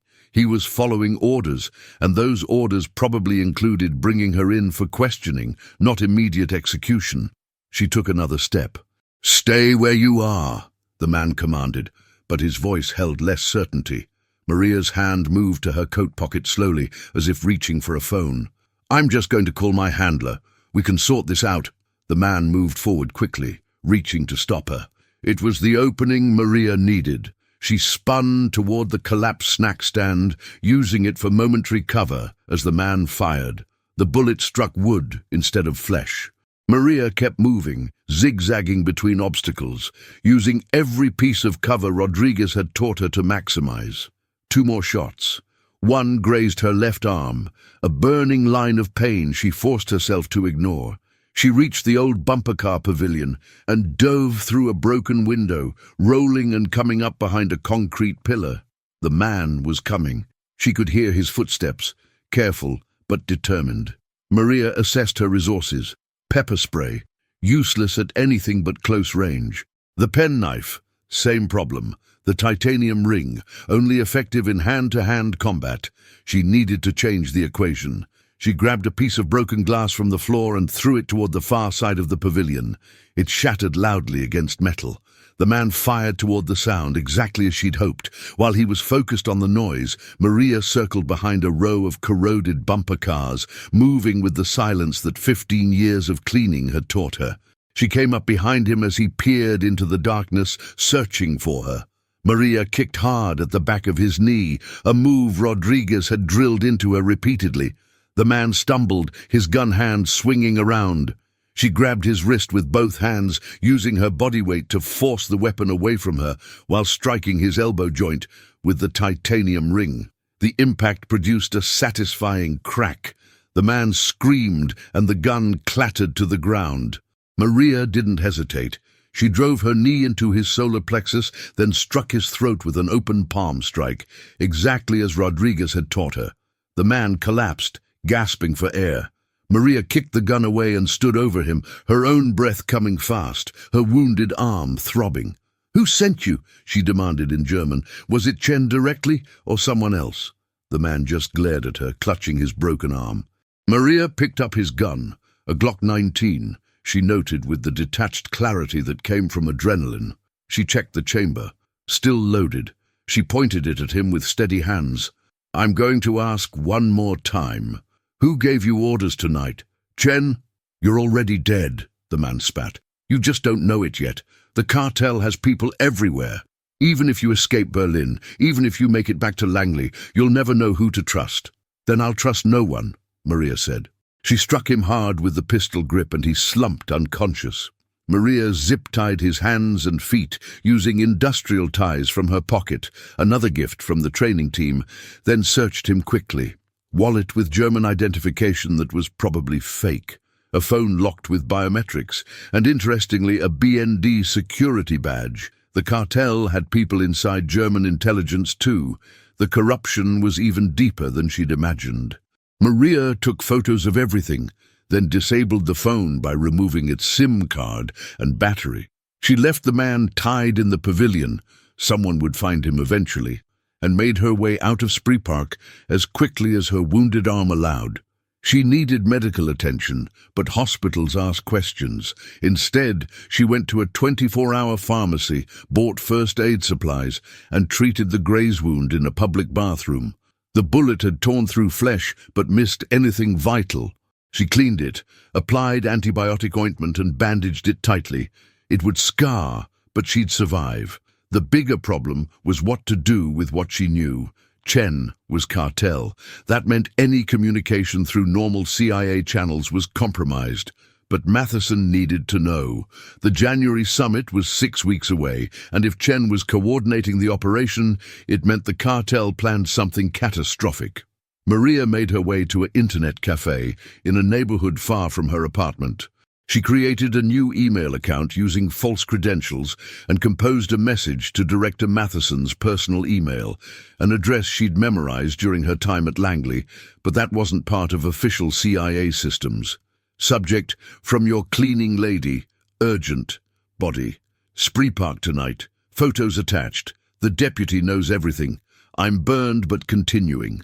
Summit is target. Need secure extraction protocol and clean communication channel. Trust no one at Langley except yourself. MS." She attached the photos of Chen meeting with Muller and the others, then sent the message through multiple VPN layers. It was the best she could do. Now she had to survive until Matheson could respond. Maria abandoned her apartment. She couldn't risk returning to a location Chen knew about. Instead, she used cash to check into a small hostel under a different false identity, choosing a room with multiple exits and a clear view of approaches. She didn't sleep. She sat in the dark, Glock within reach, watching the door and processing what she'd learned. Chen had probably been cartel for years. How many operations had he compromised? How many agents had died because he'd warned the enemy? The magnitude of the betrayal was staggering. And yet Maria couldn't help but feel a certain grim satisfaction. She'd done it again, found the traitor that no one else suspected, documented evidence that would convict him. But this time, the stakes were immeasurably higher. Her phone buzzed at 6 a.m. with an encrypted message from an unknown number. Photos received. Extraction impossible. Too much surveillance. You must complete mission solo. Gather evidence of summit attack plan. We'll coordinate arrest of Chen from here. Once we have complete picture, stay alive. You're our only asset in position. HM. Harold Matheson. He'd received her message and was responding through a secure channel Chen couldn't monitor. Maria typed a response. Understood. What's the target at summit? The answer came quickly. Unknown. Hendricks claimed cartel planned decapitation strike against intelligence leadership. Multiple agencies simultaneously. Details closely held. You must infiltrate deeper. Maria stared at her phone. A decapitation strike meant assassination. The cartel planned to kill intelligence chiefs from 20 countries in one operation. The implications were terrifying. Without leadership, intelligence agencies worldwide would collapse into chaos, leaving nations vulnerable. And Chen was coordinating it all. Another message appeared. Muller is your access point. His maintenance position means he has building access for summit. Get close to him. Find out how they plan to strike. Maria typed, How? He's warned about me. Be creative. It's why we chose you. We'll monitor from here and provide support when possible. But Santos, you're on your own until summit day. Can you do this? Maria thought about the question. She was wounded, burned with the cartel, cut off from official support, facing an enemy that included the CIA's deputy director.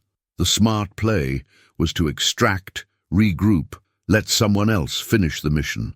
But Maria had never been someone else. She'd been the invisible woman who saw what others missed, who solved problems conventional agents couldn't. She typed, Yes, I'll get you what you need. Good luck, Agent Santos. You're doing work that will save thousands of lives. Don't forget that when things get darkest. The message thread deleted itself automatically, leaving no trace. Maria checked out of the hostel and began planning her next move. If Muller had been warned about her, she couldn't approach him as Marianne Schmidt. She needed a different angle, a different identity. She spent the day gathering resources. She bought new clothes from a second-hand store, changed her hair with temporary dye and a different style, acquired reading glasses and a cane to alter her gait. By evening, she'd transformed herself into Helga Brenner, a retired schoolteacher with a limp. A completely different person from Marianne Schmidt. Then she did something risky. She went to Muller's house. She arrived at 7 p.m., walking slowly with the cane, carrying a small plate covered with foil. She knocked on the door with the tentative courage of an elderly woman bothering strangers. Muller's wife answered. She was in her 60s, grey-haired with kind eyes that showed confusion at finding a stranger on her doorstep. I'm so sorry to bother you, Maria said in German, using an older woman's quavering voice. I'm Helga Brenner. I just moved into the neighborhood. I used to be a teacher, and I'm afraid I don't know anyone here. I baked too many cookies and thought perhaps. She held out the plate apologetically. Muller's wife, Inga, Maria remembered from her research, smiled warmly. How thoughtful. Please, come in. Hans, she called into the house. We have a new neighbor. Maria entered their home, playing the role of lonely retiree perfectly. Inga offered her tea. Muller came from his study, initially wary, but his wife's enthusiasm for helping the poor, lonely woman overrode his caution. Over the next hour, Maria established herself as Helga, sharing carefully constructed stories about her fictional teaching career, her move to Berlin after her husband's death, her difficulty adjusting to the neighborhood. Inga was sympathetic and talkative, exactly what Maria needed. You should join our community group, Inga suggested. We meet every Wednesday at the church. It's mostly retirees. You'd fit right in. That sounds wonderful. Maria said gratefully. Then, turning to Muller with practiced timing, Inge mentioned you work for the government. That must be interesting. Muller's expression became neutral, the practiced response of someone who didn't discuss his work. Just maintenance. Nothing interesting. Still, important work, I'm sure. Keeping things running properly. They chatted for a few more minutes before Maria made her excuses and left, thanking them profusely for their hospitality. As she walked away with her cane, she knew she'd accomplished her objective. She'd re-established contact with Muller under a completely different identity. The cartel was looking for Marianne Schmidt. They'd never suspect Helga Brenner. Over the next 3 weeks, Maria carefully cultivated her friendship with Inge Muller. She attended the community group meetings. She invited Inge for coffee. She played the role of harmless, elderly neighbor so perfectly that even Muller relaxed around her. And all the while, she watched. She listened. She gathered information piece by piece. She learned Muller was stressed about work, preparing for an important event in January. She learned he'd been taking calls at odd hours, stepping outside so Inge couldn't hear. She learned he'd recently opened a safety deposit box at a bank in Mitte. Inge had mentioned it casually while complaining about the paperwork. Most importantly, Maria learned Inge was worried about her husband. He's been different lately, she confided to Maria over coffee. Secretive, tense. I think his work is stressing him, but he won't talk about it. Maria sympathized, offering the platitudes expected of a concerned friend. But inside, she was calculating. Muller's stress meant the operation was approaching. His secrecy meant he was hiding details, even from his wife. The safety deposit box was interesting, probably containing operational materials he couldn't keep at home. 4 weeks before the summit, Maria followed Muller to the bank. She watched from across the street as he accessed his safety deposit box, spending 15 minutes inside the vault before emerging. He looked relieved, as if confirming something important. Maria needed to know what was in that box, but accessing it required resources she didn't have. She couldn't break into a bank vault alone, unless she didn't have to.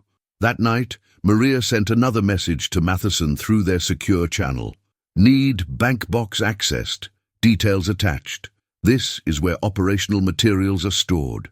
The response came 12 hours later. Arranged. German counterintelligence will conduct routine audit of bank tomorrow. Contents will be photographed and returned without Muller's knowledge. Stand by. Maria marveled at Matheson's reach. Even with Chen compromised, the director could still coordinate international intelligence operations. The cartel didn't control everything. Not yet. The next day, while Muller was at work, German BND conducted their audit. By evening, Maria had photographs of the safety deposit box contents on her encrypted phone. What she saw made her blood run cold. Blueprints of the secure facility where the summit would be held, security protocols, and badge access lists, photographs of all 20 intelligence chiefs attending, and most damning, detailed plans for a distributed attack using aerosol dispersal of a chemical agent through the ventilation system during the opening session. The cartel wasn't planning assassinations with guns or bombs. They were planning to gas 20 intelligence chiefs simultaneously in a sealed room. Everyone in that conference room would die, and with them, the leadership of global intelligence operations. Maria stared at the plans, understanding the full scope of what she'd uncovered. This wasn't just terrorism, it was a coordinated attempt to decapitate the world's intelligence infrastructure in one strike, leaving nations blind and vulnerable. And Chen, as CIA deputy director, would be among the survivors, positioned to shape the response, to rebuild the agencies in ways that benefited the cartel, to consolidate power in the chaos that followed. She sent everything to Matheson with a simple message. This is it, the full plan. You have 3 weeks to stop it. The response was immediate. Received. Coordinating with trusted personnel only. Cannot arrest Chen yet without alerting cartel to compromise. Must wait until we've neutralized entire network. Continue monitoring Muller. Document any changes to plan. Maria understood the logic, but hated it. Every day Chen remained free was another day he could cause damage. But Matheson was right. If they arrested Chen prematurely, the cartel would simply activate contingency plans. They needed to dismantle the entire network simultaneously, which meant Maria had to maintain her cover for 3 more weeks while living next to a man planning mass murder. She could do it. She'd done harder things. She'd survived assassins and exposure and betrayal. She could survive 3 more weeks. But on a cold December night, sitting alone in her hostel room with a Glock under her pillow, Maria finally let herself feel the weight of what she'd undertaken. She was one person against a global conspiracy. One woman with no backup, no safety net, no certainty of survival. She thought about her father, who died fighting corruption. She thought about the 15 years she'd spent invisible at Langley. She thought about all the choices that had led her to this moment. And she realized something important. She wouldn't trade any of it. This was who she was meant to be. Not the invisible woman people overlooked, but the unseen guardian who saw everything and stopped threats no one else could. Maria Santos, the cleaning woman who'd become the CIA's most effective operative. She just had to survive 3 more weeks to prove it. January 14th arrived with heavy snow blanketing Berlin. Maria stood at her hostel window, watching the city turn white, knowing that in 24 hours everything would be decided. Either the cartel would succeed in their decapitation strike, or Maria would stop them. There was no middle ground. Her encrypted phone buzzed with a message from Matheson. Summit facility confirmed as the former Tempelhof bunker complex. Sealed environment, perfect for chemical attack. All attendees arrive tomorrow at 0900. Chen positioned as security liaison. He'll have access to entire facility. We've identified 17 cartel operatives in support positions. Still can't move without alerting network. It all comes down to you. Maria typed back. Understood. What's my play? Muller is bringing the chemical agent into the facility this afternoon during final security sweep. His maintenance credentials give him unrestricted access. You need to intercept the agent and replace it with harmless substitute. German BND has prepared a replica canister, pickup location attached. Maria studied the coordinates. A dead drop in Tiergarten Park, 1 hour from now. She'd collect the fake canister, then somehow switch it for Muller's real one without him noticing. Simple in theory, nearly impossible in execution. But impossible was becoming Maria's specialty. She dressed in her Helga Brenner disguise. The elderly neighbor persona had served her well these past weeks. Inge Müller had invited Helga for morning coffee today, which gave Maria a legitimate reason to be at the Müller house before Hans left for his afternoon security sweep. At the dead drop, Maria found a package hidden beneath a park bench, a canister identical to the one she'd seen in Muller's safety deposit box photos, filled with harmless compressed air instead of deadly chemical agent. It even had the same weight, the same markings. The German BND's technical team had done excellent work. Maria arrived at the Müller house at 10 a.m. Inge greeted her warmly, clearly grateful for the friendship that had developed over recent weeks. They sat in the kitchen drinking coffee while Hans worked in his study, preparing for the afternoon. He's been so tense, Inge confided quietly. This government event tomorrow has him completely stressed. I'll be glad when it's over. I'm sure he's just being thorough, Maria said, patting Inge's hand. From what you've told me, he takes his work very seriously. They chatted for another hour. At 11:30, Muller emerged from his study carrying a locked metal case about the size of a briefcase. He kissed Inge goodbye and told her he'd be late. Final preparations for tomorrow's event. Maria watched him leave, her mind tracking the timeline. The chemical agent was in that case. Muller would take it to Tempelhof, place it in the ventilation system during his maintenance check, then leave before tomorrow's conference began. By the time the 20 intelligence chiefs assembled, the deadly aerosol would be primed and ready, activated remotely once everyone was sealed inside. She had to intercept him before he reached Tempelhof. Maria made her excuses to Inge 15 minutes later, claiming she needed to run errands. Outside, she quickly shed the Helga disguise in a public bathroom, transforming back into Marianne Schmidt. She'd tracked Muller's route enough times to know his patterns. He'd take the S-Bahn to Tempelhof, arriving around 1 p.m. Maria positioned herself at the Tempelhof S-Bahn station, watching passengers disembark. When Muller appeared at 12:58, she was ready. She followed him toward the bunker complex entrance, maintaining careful distance. Muller showed his credentials to the BND security team stationed outside.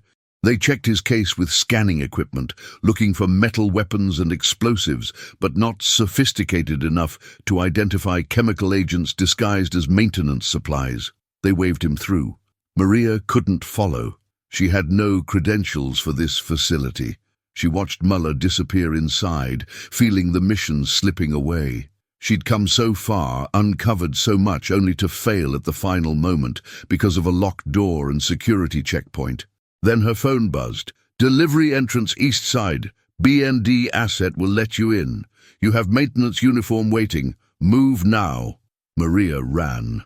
The east side delivery entrance was guarded by a single BND officer who looked at her with recognition, clearly briefed by his superiors. He handed her a maintenance uniform identical to what cleaning staff wore. "You have 10 minutes before shift change," he said in German. "After that, I can't help you." The corridor leads to the ventilation control room. Second level, north wing. That's where he'll be. Maria changed quickly and entered the bunker complex. The interior was a maze of concrete corridors lit by harsh fluorescent lights. She moved with purpose, pushing a cleaning cart the guard had provided, the perfect cover for someone who belonged in maintenance areas. She found the ventilation control room at 1:14 p.m. Through the small window in the door, she could see Muller working at a large metal panel, tools spread around him. The metal case sat open nearby, and Maria could see the canister inside. The door was locked. Maria knocked, maintaining her cleaning persona. Muller looked up, irritated. He came to the door and cracked it open. "This area is restricted during maintenance." "I'm sorry," Maria said in German, using Marianne Schmidt's voice. "I was told to clean all rooms before tomorrow's event." She saw the recognition flash in Muller's eyes. He'd been warned about Marianne Schmidt.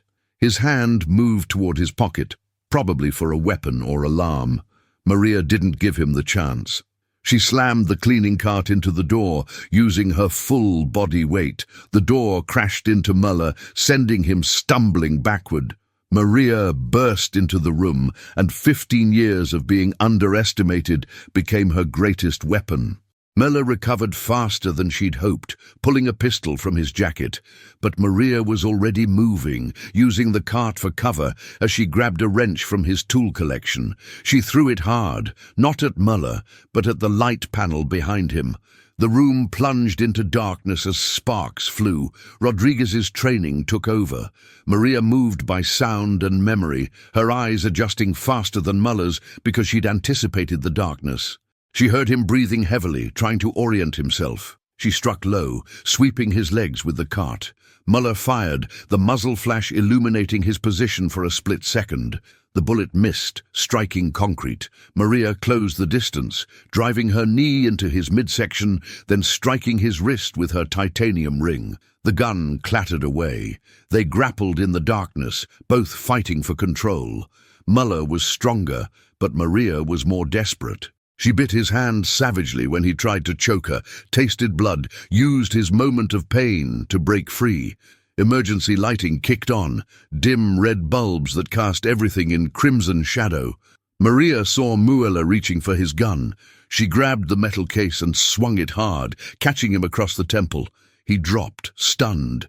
Maria didn't wait. She pulled the real chemical canister from the case and replaced it with the harmless replica, her hands shaking with adrenaline. The swap took 15 seconds that felt like hours. Muller groaned, starting to recover. Maria grabbed his dropped pistol and pointed it at him with steady hands. "Don't move," she commanded. "BND security is already on their way." A lie, but a convincing one. Muller stared at her with hate and recognition. "You're the CIA cleaning woman, the one who caught Hendricks. Chen warned us you were resourceful. But you thought I was just a lucky amateur." Maria finished. Everyone does. That's why I keep winning. Footsteps approached in the corridor. Maria tensed, unsure if reinforcements were cartel or legitimate security. The door burst open, and Director Matheson entered, followed by armed BND officers. "Agent Santos," Matheson said, taking in the scene with a slight smile. "Right on time." "How?" Maria started. "I've been in Berlin for 3 days, coordinating with our German counterparts. We couldn't risk communications being intercepted." Matheson gestured to the BND officers. "Secure him. Carefully. He's connected to 17 other operatives we're arresting simultaneously across the city." As Muller was handcuffed and dragged away, Matheson examined the metal case and the replica canister Maria had installed. "The real one?" Maria pulled it from her pocket. "Sealed and secured. What about Chen?" Matheson's expression hardened. "Being arrested at Langley as we speak, along with 4 other cartel operatives embedded in CIA headquarters. We've spent the past 3 weeks identifying everyone connected to this network, building cases that will hold up in court. Your evidence from Berlin gave us everything we needed." Maria felt dizzy suddenly, the adrenaline crash hitting her hard. She steadied herself against the wall. "You did it," Matheson said quietly. "You infiltrated a global conspiracy, identified the traitor inside our own agency, and stopped an attack that would have killed 20 intelligence chiefs and destabilized global security, all while working essentially alone." "I wasn't completely alone," Maria said. "You provided support, minimal support. This was your operation, your success." Matheson paused. "The president wants to meet you." "Personally, thank you for preventing what would have been the worst intelligence disaster in modern history." Maria thought about that for a moment, then shook her head. "No publicity, no recognition. That's not why I did this." "I told him you'd say that." Matheson smiled. "Which is exactly why you're perfect for what comes next." "What comes next?" "The cartel network is broken, but the philosophy behind it persists. There are still people in invisible positions, janitors, administrative staff, maintenance workers, who realize they have access to information and power. Some will use it for good, others won't." Matheson met her eyes. "I want you to build a new program. Recruit people like you, the ones no one notices, the ones with skills conventional agents don't have. Train them in your methods. Create a network of invisible operatives who can see what everyone else misses." Maria considered this. A team of agents who operated like she did, who understood that being underestimated was the greatest disguise, who could infiltrate places conventional spies never could. "I'd want complete autonomy," she said. "No academy training, no standardized approaches. I recruit based on observation and instinct, not resumes." "Agreed. And I stay in the field sometimes. I'm not built to be just an administrator." "Also agreed. Though I reserve the right to pull you back if missions get too dangerous." Matheson extended his hand. "Do we have a deal?" Maria shook it firmly. "We have a deal." Over the next month, the world learned carefully managed details about a foiled terrorist attack on an international conference in Berlin. The public story credited close cooperation between CIA and German intelligence. Chen and 18 other cartel operatives were quietly tried in closed courts, convicted on overwhelming evidence, and sentenced to life imprisonment. The real story, of a cleaning woman who'd taken down a global conspiracy, remained classified. Maria returned to Langley, but not as a janitor. She was given an office on the 7th floor, though she rarely used it. Instead, she spent her time doing what she'd always done best, watching people, identifying those who saw what others missed. Her first recruit was a parking garage attendant at the Pentagon, who'd noticed patterns in vehicle movements that suggested a counterintelligence problem. Her second was a hospital custodian who'd identified a patient as a foreign operative based on inconsistencies in his medical history. Her third was a food service worker at the State Department who'd taught herself 6 languages by listening to diplomats during lunch. All of them were invisible. All of them were extraordinary. Maria called her program Silent Sentinel, a name that captured both their methods and their purpose. They would be the watchers no one watched, the listeners no one heard, the guardians no one acknowledged. 6 months after Berlin, Maria sat in her office reviewing applications when Commander Vance knocked on her door. "Agent Santos," Vance said, her tone respectful now. "I owe you an apology. A real one, not the half-hearted one I gave before Berlin." "You already apologized," Maria pointed out. "I apologize for doubting your methods. Now I'm apologizing for not seeing what you saw, that the conventional approach to intelligence work has blind spots we can't afford." Vance sat down, uninvited. "I've spent 23 years training agents to be excellent at traditional fieldcraft, but you've shown me there's another way, a way that's just as valid, maybe more so for certain missions. What made you change your mind?" "Honestly, reading the Berlin debrief, seeing how you adapted, improvised, succeeded where conventional agents would have failed." Vance leaned forward. "I'd like to help with Silent Sentinel, not running it, that's your program, but helping design training that supports your recruits' unique skills rather than trying to mold them into standard agents." Maria studied the woman who'd been so skeptical of her months ago. She saw genuine respect now, and something else, a willingness to evolve, to admit that her way wasn't the only way. "I could use someone with your experience," Maria admitted. "My recruits will need some traditional skills, combat, weapons, surveillance technology, but taught in ways that enhance their natural abilities rather than replacing them. That's exactly what I'm proposing." Vance smiled. "I'm good at training agents, Santos. Let me be good at training your kind of agents." They shook hands, an alliance formed between two very different approaches to the same mission. 1 year after Berlin, Maria received a letter forwarded through CIA channels. It came from Inge Müller, Hans's wife. "Dear Helga, or whoever you really are, I know my husband was arrested for terrible things. The BND told me everything eventually. I should hate you for deceiving me, for using our friendship as cover for your investigation. But I don't. Because you were kind to me when you didn't have to be. Those coffee mornings, those conversations, you treated me like a person, not just a means to an end. You listened when I talked about my worries, even though you knew more about what Hans was doing than I did. I'm told you're the one who stopped him, who prevented whatever horror he'd planned. So thank you. Thank you for saving lives, including mine. I would never have recovered if Hans had succeeded. I don't know if we were ever really friends, or if it was all pretend, but I choose to believe some of it was real. I choose to believe that somewhere under all the deception, there was a woman who genuinely cared about a lonely old lady's feelings. I hope you're well, wherever you are. I hope you know you did good work. Inge."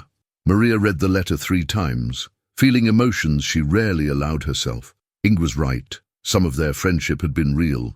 Maria had genuinely liked the woman, had felt sympathy for her situation, had wished she could have been honest. That was the cost of this work, the necessary deceptions, the relationships built on lies, the loneliness of never being fully known.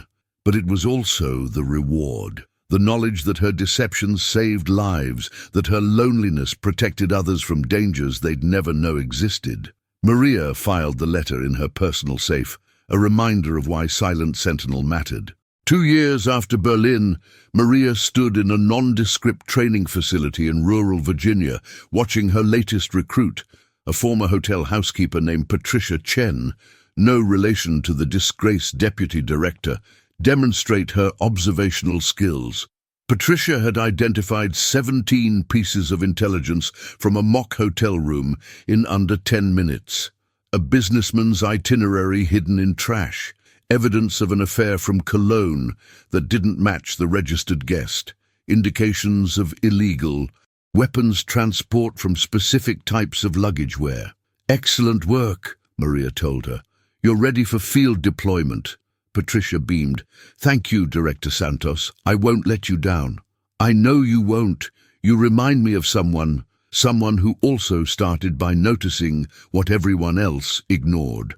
As Patricia left for her next training session, Rodriguez approached. He'd officially joined Silent Sentinel 6 months ago, training recruits in the practical combat skills they'd need. "Another natural," he observed. "You have a gift for spotting them." "I spot them because I was them," Maria said. 15 years I cleaned offices at Langley, watching all of you train agents in conventional methods, knowing there was another way. Now I get to prove it works." "How many operatives now?" 23 active, 17 in training. Small, but effective. Last month, one of our people, an embassy driver in Moscow, identified a Russian intelligence operation that traditional assets had missed. The month before, a custodian at the UN prevented a diplomatic incident by noticing discrepancies in document handling. Rodriguez nodded approvingly. "The invisible army. Not an army, a network. We're not trying to replace conventional intelligence. We're filling gaps, seeing angles others can't. And it all started because one cleaning woman decided to pay attention." Rodriguez smiled. "Your father would be proud, you know." Maria thought about her father, the Brazilian police detective who taught her to observe, to question, to never accept surface appearances. He died fighting corruption, believing the system would eventually work if good people pushed hard enough. Maria had learned a different lesson. Sometimes you had to work outside the system, in the margins, in the invisible spaces where truth hid from official recognition. "I think he would be," Maria agreed quietly. That evening, Maria returned to her apartment, a nicer place now, though still modest by CIA standards. She'd kept the $1 million reward in investments, living on her government salary, saving the money for a purpose she hadn't quite defined yet. Maybe a foundation for children of fallen law enforcement. Maybe scholarships for immigrants pursuing education. Maybe something else entirely. She poured herself a whiskey, still her ritual for marking important moments, and raised the glass toward her father's photograph, now displayed prominently on her bookshelf. "I finished what you started, Papa," she said in Portuguese. "I proved that one person who sees clearly can change everything, and now I'm teaching others to see the same way." Her encrypted phone buzzed with a message from Matheson. "New situation developing. Need your assessment. Senator's aide showing suspicious patterns. Possible foreign recruitment. Too visible for conventional surveillance. Could one of your people get close?" Maria smiled. This was what she'd built Silent Sentinel for, the missions that required someone invisible, someone who could be in the room without being remembered, someone who saw what everyone else missed. She typed back, "I have the perfect person, briefing packet to follow." Then she opened her secure laptop and began compiling the mission file. Somewhere in America, one of her recruits was about to get a call that would change their life, just as Maria's life had changed when she decided to stop being invisible and start using her invisibility as a weapon. The silent revolution wasn't loud or dramatic. It happened in cleaning closets and parking garages, in kitchens and mailrooms, in all the invisible spaces where power flowed and secrets lived. It happened because Maria Santos had looked at a system that told her she wasn't important and decided to prove them catastrophically wrong, one observation at a time, one mission at a time, one invisible guardian at a time. The woman they never saw had become the leader they'd never forget, not through recognition or publicity, but through results that spoke louder than any acknowledgement ever could. And in offices and embassies and military bases around the world, people in invisible positions were learning to see what Maria saw, to notice what she noticed, to understand that being overlooked was the greatest advantage of all. The cartel had tried to weaponize the invisible. Maria had weaponized them back. And the revolution she'd started was only beginning. 5 years after Berlin, a young man named David Torres started work as a janitor at a defense contractor's headquarters in Los Angeles. He'd been recruited by Silent Sentinel after noticing irregularities in his previous job at a city building, security patterns that suggested someone was facilitating unauthorized access. On his first day, Torres received a brief text message from an unknown number. "Pay attention to what everyone else ignores. Document what seems wrong, even when you can't explain why. Trust your instincts. We're watching over you. MS. Torres smiled and got to work, pushing his cleaning cart down a corridor full of offices where important people did important things. They didn't see him. They never would. And that was exactly the point. The revolution continued, silent and unstoppable, one invisible guardian at a time. The end.